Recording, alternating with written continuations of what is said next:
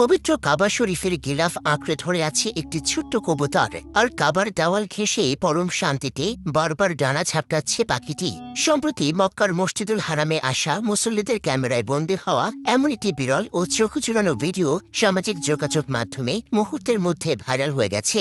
ভিডিওতে দেখা যায় কাবার কালো গিলাফের নিচের অংশটি শক্ত হয়ে আঁকড়ে ধরে বসে আছে সাদা ধূসর রঙের একটি কবুতর। পাখিটির এই ডানা ঝাপটানোর ব্যাকুলতা দেখে মনে হচ্ছে সে যেন কোনো এক অসীম শান্তির খোঁজে মহান আল্লাহর ঘরের সান্নিধ্যে এসে আশ্রয় নিয়েছে। কাবার সামনে উপস্থিত শত শত মুসল্লিও অবাক বিস্ময়ে এই পরম সুন্দর দৃশ্য উপভোগ করেন। ভিডিওটি নেট দুনিয়ায় ছড়িয়ে পড়ার পর আবেগাপ্লুত হয়ে পড়েছেন লাখ লাখ নেটিজেন। অনেকেই পবিত্র কোরআনের সূরা আল আনামের ৩৮ নম্বর আয়াতের কথা মনে করিয়ে দিয়ে মন্তব্য করেছেন, পৃথিবীর সব অবুঝ প্রাণী আল্লাহর সৃষ্টি এবং তাদেরও নিজস্ব অনুভূতি রয়েছে। কেউ লিখেছেন, মানুষের মতো এই পাখিটিও আল্লাহর ঘরে একটু স্পর্শ পেয়ে ধন্য হতে চাইছে। আবার কেউ বলেছেন, মহাবিশ্বের সমস্ত সৃষ্টি যে প্রতি মুহূর্তে আল্লাহর প্রশংসায় মশগুল। এ দৃশ্য তারই এক জীবন্ত ধারণ।